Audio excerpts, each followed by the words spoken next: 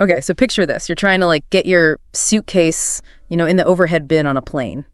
Or maybe you're playing with your kids at the park and you're already getting winded.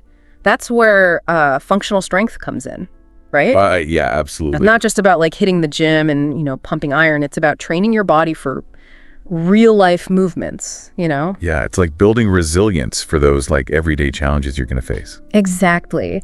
And that's what we're diving into today. Functional strength for everyday life. I am super excited to have you here to break it all down for us. So we're going deep on this topic today, and we've got some great source material to pull from. But, before we get into the nitty-gritty, I think it's important to kind of define what we mean by functional strength. Yeah. I think a lot of people get confused because they think, oh, I lift weights, I'm strong. What's fascinating is that functional strength is all about preparing you for the unexpected. It's like building a suit of armor for your body to handle whatever life throws at you. I like that analogy, a suit of armor. Okay, but really though, isn't just lifting weights enough? Like, why do I need all these special functional movements on top of that? So think about it this way. Traditional weightlifting often isolates specific muscles, which is great for building strength in a very controlled environment like a gym, but real life is rarely that predictable. We're constantly, bending, twisting, reaching, lifting things in awkward positions. Functional strength bridges that gap by training movement patterns, not just individual muscles. Gotcha. So it's about building a body that can move efficiently and safely in any situation. Exactly. Okay, I'm starting to see the bigger picture here. So how do we kind of break down these everyday movements into something that we can actually train for? Well, luckily, the source material really helps us out here. They outline 7 key functional movement patterns that form the foundation of how we move in the world. Ooh, okay, 7 key movement patterns. Think of them as the building blocks of functional strength. I'm ready. Let's build something. All right, so the first pattern is pushing. And this shows up in so many things like pushing open a door or pressing yourself up from a chair. Even pushing a shopping cart, you're using those pushing muscles. Yeah, I definitely do all of those every day. All right, so number 2 is pulling, the opposite of pushing. Makes sense. This could be things like opening a drawer or, starting a lawnmower, even playing tug of war with your dog. Okay, so we've got pushing and pulling, pretty intuitive. Now things get a little more interesting. Lay it on me. We've got hinging. This is where you're bending at the hips while keeping your back straight. Okay, so like picking up something heavy off the floor. Like a laundry basket, or grabbing something from a low shelf. Even deadlifts in the gym, that's a hinging movement. Oh, interesting. Okay.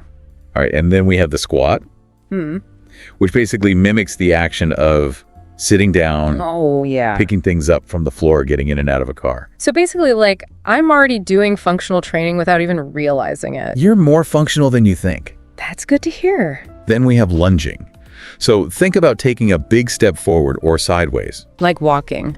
Exactly. Yep. Walking, climbing stairs, playing sports, all involve lunging movements. Okay, and I bet rotation is next. You read my mind.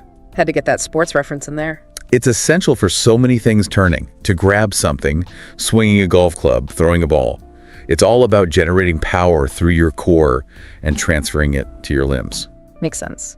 So we've got pushing, pulling, hinging, squatting, lunging, and rotation. What's number 7? Last but definitely not least, we have gait. Gait? What's gait? It basically encompasses walking and running or even carrying something while you're moving. So like how we move through the world. Precisely. Okay. And this requires coordination, balance, and strength throughout your entire body. Wow, I never realized how much like thought and complexity goes into something as simple as walking. It's amazing, right? It's easy to take these movement patterns for granted. But when you break them down, you start to see how much they influence almost everything we do. Absolutely. It's like a whole new way of looking at movement, and I like it. So now that we understand these 7 patterns, like how do we actually start building a functional strength routine? The key is to focus on compound exercises that engage multiple muscle groups at once.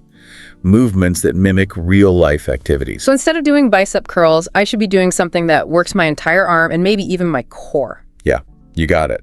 And luckily, our source gives us a sample routine that hits all those functional movement patterns. Perfect. Lay it on me. All right, so we're going to start with a classic, the push-up. Fantastic for upper body strength, working your chest, shoulders, triceps, and core. I can feel my core working when I do those. Next, we'll hit those back muscles and improve posture with resistance band rows.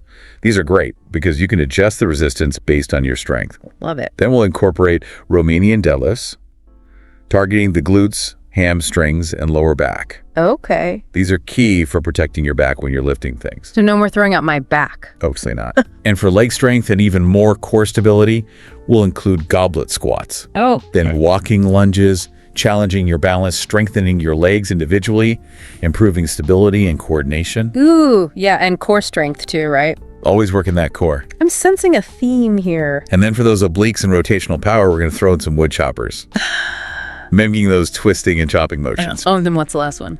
Last but not least, farmer's carries. This is like carrying all those grocery bags in from the car. Boosts grip strength, core stability, and overall endurance. Wow, I'm feeling stronger just hearing about this routine. But how can we take things up a notch? I mean, life isn't always predictable, right? Sometimes we have to lift awkward objects or navigate, uneven surfaces. That's where things get interesting. Ooh, tell me more. We can incorporate elements that mimic real-life challenges and take that functional strength to the next level. Okay, I'm ready to level up. How do we make our workouts more real life? Well, for starters, we could ditch those perfectly balanced barbells and dumbbells. Yeah. And start using uneven loads. Okay. Like carrying a single heavy dumbbell, lifting sandbags, or hoisting a heavy backpack onto one shoulder. It's all about embracing that little bit of chaos. I like it, embracing the chaos. It's like training for life, Exactly, because life is chaotic. Yeah, exactly. And to add another layer of challenge, we can incorporate unstable surfaces. Okay, like what? Think balance pads, BOSU balls, or even just something wobbly like a pillow. So it's like taking those squats or lunges we talked about and doing them on a surface that forces you to engage more muscles just to stay balanced. Exactly. It's amazing how much more challenging an exercise becomes when you add that instability. It makes sense, though, when you think about it, like walking on a hiking trail or even just a crowded sidewalk. It's rarely perfectly flat. You're right. And that's also why it's important to train for those multiplanar movements. The multiplanar, remind me what that is again? It basically means moving in multiple directions, not just forward and backward.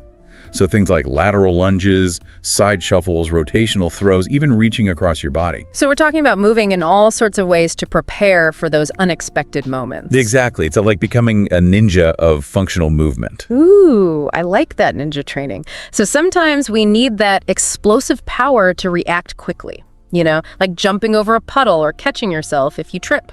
Absolutely. And that's where exercises like box jumps or medicine ball slams come in. They teach your muscles to generate force quickly and efficiently. Okay, I'm getting the picture here. This is a lot more dynamic than just lifting weights. But I'm realizing we haven't talked much about core strength. Isn't that important for functional fitness too? Yes, the unsung hero of functional movement. But I have to ask, isn't a six-pack enough? Like, why do I need to worry about core stability if I'm already working my abs? Well, a six-pack might look good, but it doesn't always mean you have functional core strength. It's about more than just those superficial muscles you can see. So what exactly does core stability mean then? Think of your core as like a cylinder encompassing your abs, obliques, back muscles, Yeah. even your pelvic floor. Okay. Core stability is about creating a strong, stable cylinder that supports your spine, transfers power efficiently, and prevents injuries. So it's like your body's built-in support system. Exactly. I like that. So then how do we train for core stability? Well, the source breaks it down into 3 types of stability: anti-rotation, anti-extension, and anti-lateral flexion. Okay, break this down for me. So anti-rotation is about resisting twisting forces, Yeah. like carrying a heavy bag on one shoulder or swinging a bat.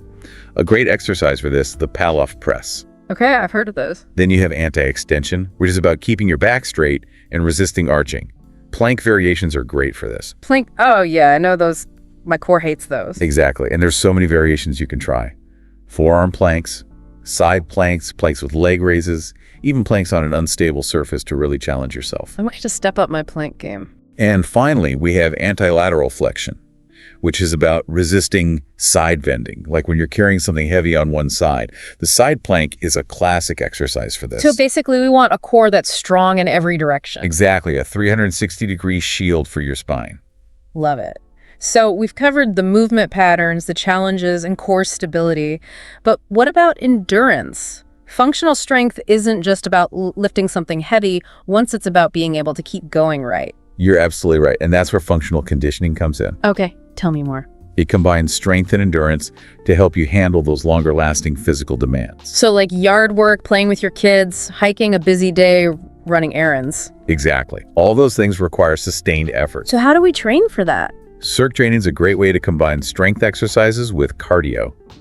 Ooh, I love a good circuit workout. Does the source have an example? It does, and it's a great one. It starts with kettlebell swings, Well, those are tough. then classic push-up, I love push-ups. then box jumps for explosive power, I'm getting tired just listening to this. then dumbbell rows for those back muscles. All right, hitting all the important areas. And we finish with a plank hold to challenge that core one last time. It's like a full-body functional strength party. It is, and remember, it's not about speed focus on good form and pacing yourself. That's important. So we've covered a lot, but before we move on, are there any common mistakes people make when they're trying to improve their functional strength? That's a great question. And yes, there are a few common pitfalls. One mistake is overemphasizing machines. Oh, interesting. I thought machines were supposed to be good. Well, they can be useful, but they often don't translate well to real-life movements. Machines tend to keep you in a fixed plane of motion, but real life is much more dynamic. That's true. So prioritize free weights, body weight exercises, and movements that allow for a full range of motion. Got it. Ditch the machines. Another mistake is neglecting balance and stability. People often get caught up in just lifting heavy, but without good balance, you're more likely to have falls or injuries. Especially as we get older. Exactly. So incorporate single leg exercises, balance drills, and of course, core work. A strong core is key. And finally, a mistake many people make is neglecting recovery. Oh yeah, I'm guilty of that. It's important to listen to your body, include rest days, prioritize sleep, and don't forget about mobility work like stretching and foam rolling. So we've covered the do's and don'ts, but throughout this conversation, I've been thinking about the mental and emotional benefits of functional strength. It seems like it must be good for more than just our physical health. You're absolutely right. It's about building a stronger mind and spirit as well as a stronger body. Okay, I knew it. Tell me more. Well, for starters, it can boost your confidence. When you feel strong and capable, you naturally feel more confident in your ability to handle life's challenges. Yeah, I can definitely see that. It can also reduce stress and anxiety. Exercise is a great stress reliever in general, but the focus on mindful movement and functional strength can be especially effective. Like a moving meditation. Exactly. And what about mood? Does it help with that? Absolutely. Exercise releases endorphins, those feel-good chemicals. So it can improve your mood, reduce feelings of depression, and increase overall well-being. So it's really a holistic approach to feeling good. It is. I like that. And it can also foster a sense of community if you participate in group fitness classes. Oh yeah, group fitness is awesome. It's so motivating to work out with other people. Absolutely. You're all in it together. So functional strength training is not just a physical pursuit. It's a journey for body, mind, and spirit. Well said. Okay, so before we wrap up this part of our deep dive, I want to leave our listeners with something to think about. As you go about your day, pay attention to how your body moves. Notice the moments where you need functional strength. Whether it's lifting something, carrying groceries, or just standing with good posture, it's amazing how much we take for granted until we really start paying attention. It really is, like you said, it's a whole new way of looking at things. So I'm curious, what's next for functional fitness? What kind of trends or innovations are we seeing on the horizon? Well, one thing that's really exciting is the increasing focus on personalized training. Personalized training, what does that look like? So it's all about tailoring workouts to an individual's needs, goals, and even their movement patterns. This could involve using technology like wearable sensors and movement assessments to create a program that's specifically designed for you. Oh, wow. So it's like having a personal trainer who knows exactly what your body needs. Exactly. And this is especially helpful for people with injuries or limitations. It's about working with your body, not against it. I love that. That makes so much sense. It seems like fitness is finally moving away from that one-size-fits-all approach. It really is. What other innovations are out there? Another trend that's gaining traction is the integration of mindfulness in movement. Oh, yeah. We touched on that earlier, the idea of functional strength training as a moving meditation. Right, and we're seeing more and more fitness professionals incorporating mindfulness techniques. Things like breathwork, body awareness, visualization into their programs. Right. It's about bringing more attention to your movements, which can improve performance, reduce stress, and prevent injuries. It's like a holistic approach to fitness. Exactly. Mind and body. And have you heard about virtual reality fitness? VR fitness. Yeah. Like strapping on a headset and working out in a virtual world. Exactly. You could be climbing mountains, rowing boats, or even sparring with opponents. all while engaging in those functional movement patterns we talked about. That sounds amazing and so immersive. And it could be a game changer for people who struggle with motivation or get bored easily. I can see that. What about gamification? Is that a thing in functional fitness? Absolutely. We're seeing apps and wearables that use game-like elements. Things like points, challenges, and rewards to make fitness more fun and engaging. It's amazing how technology is changing the fitness landscape.